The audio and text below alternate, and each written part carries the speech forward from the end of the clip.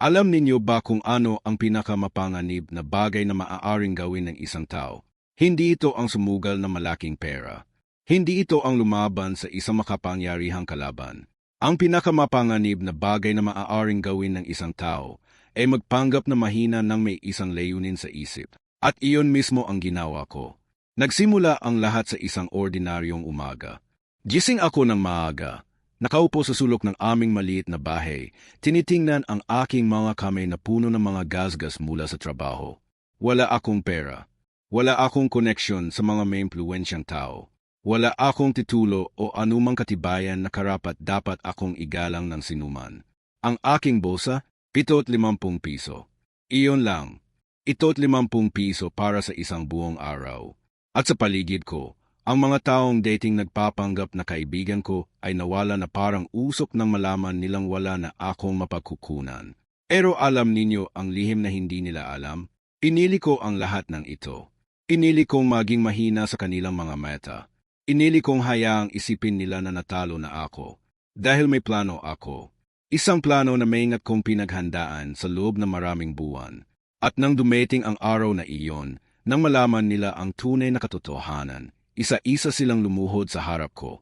Hindi dahil pinilit ko sila. Hindi dahil nagbabanta ako. Kundi dahil napilitan silang igalang ang isang taong dating kanilang tinatawanan. Gusto ko kayong isama sa aking kwento. Hindi ito isang kwento ng kapalaran o swerte.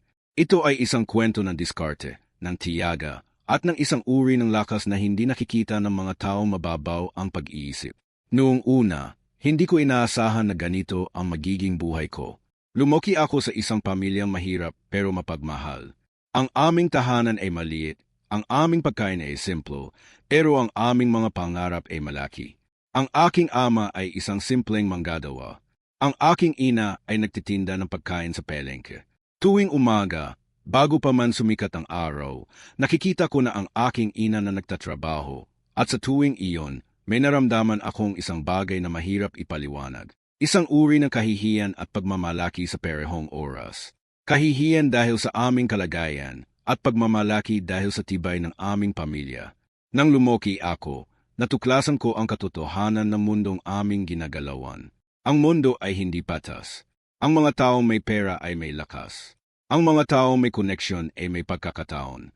At ang mga taong katulad ko, mga taong lumoki ng walang kahit ano, ay kailangang lumaban ng double para makamit ang kalahating tagumpay lamang ng mga pinagpalang ipinanganak sa yaman. Pero hindi ako nanghina. Sa halip, nag-isip ako.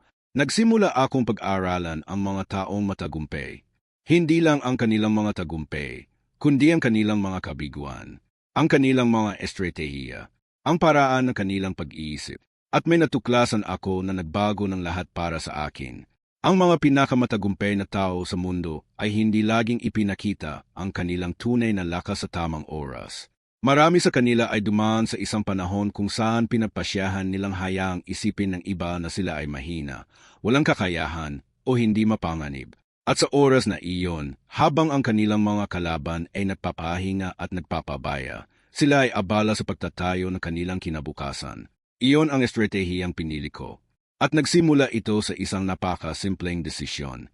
Mayroon sa aming lugar na isang grupo ng mga negosyante, mga taong kilala at iginagalang, mga taong may kapangyarihan sa komunidad. At sa loob ng maraming taon, sinubukan ko silang lapitan, sinubukan kong maging bahagi ng kanilang bilog, pero palagi akong tinatanggihan. Alagi akong tinitingnan na parang isang ulupong na gustong pumasok sa isang eksklusibong hardin. Sa isang pulong ng komunidad, narinig ko ang isa sa kanila na nagsabing, ang mga taong walang pondo ay walang karapatang makialam sa mga usapin na negosyo. Narinig ito ng lahat. Narinig ko ito. At sa halip na magalit, ngumiti ako. Dahil sa oras na iyon, naisip ko ang aking plano. Kung ayaw nilang tanggapin ako bilang katumbas nila, hahayaan ko silang makita ako bilang mas mababa pa sa kanila. Hahayaan ko silang isipin na natalo na ako, na wala na akong pag-asa. At habang ginagawa ko ito, abala ako sa likod ng eksena, nagtatayo ng isang bagay na hindi nila makikita hanggang sa handa na akong ipakita ito. Nagsimula akong mag-aral ng mga bagay na hindi inaasahan ng sinuman.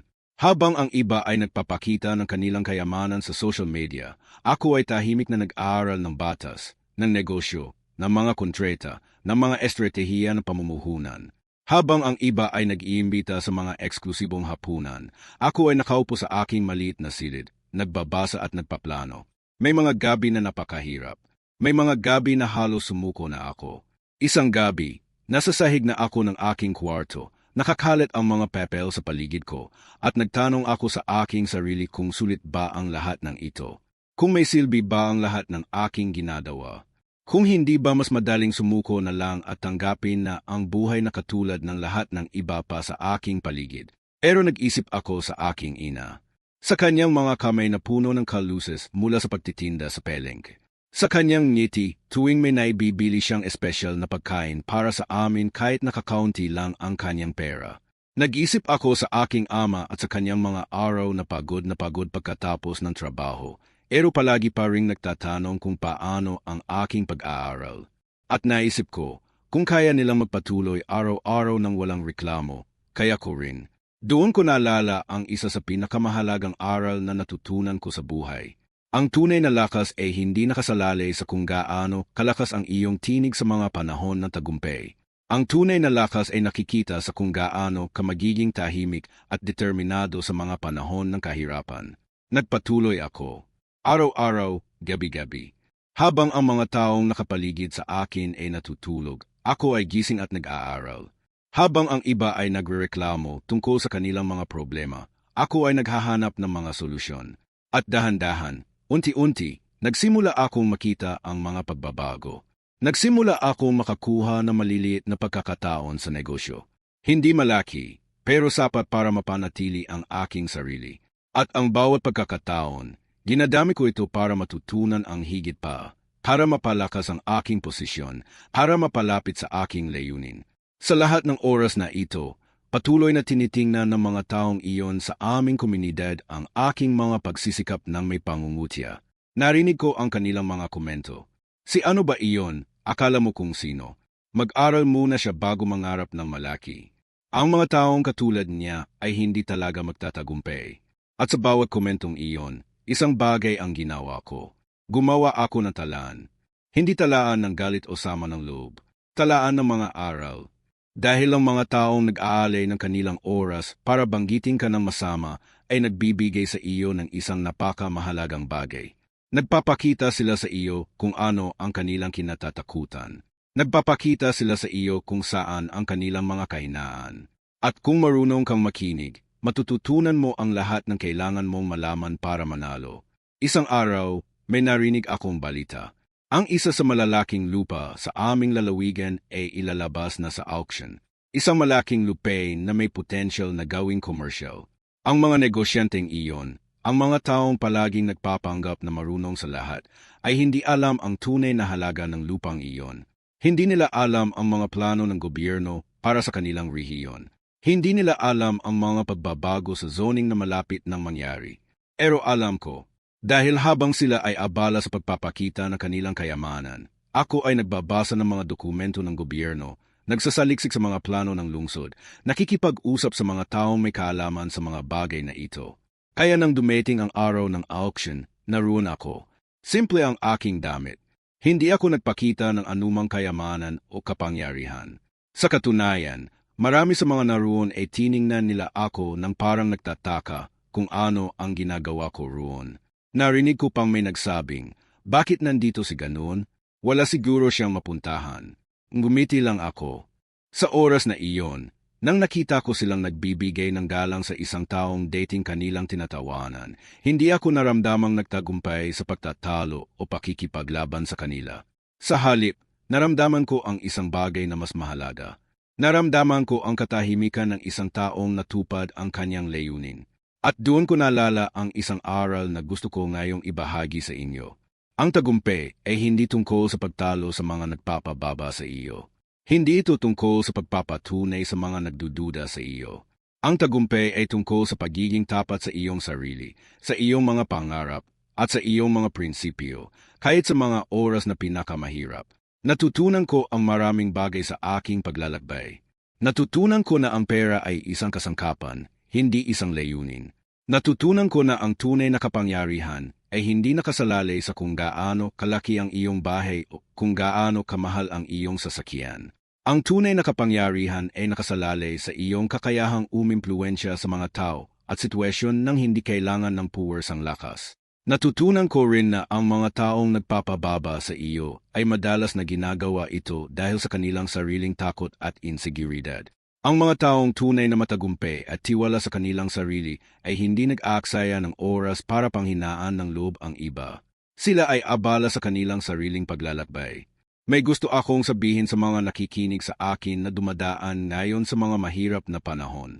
Sa mga naramdaman na sila ay tinatawanan o hindi kinikilala ng mga taong dapat sana ay sumuporta sa kanila. Sa mga nag-iisip kung may silbi pa ba ang pagpapatuloy. Ang inyong kasalukuyang sitwasyon ay hindi ang inyong panghuling destinasyon.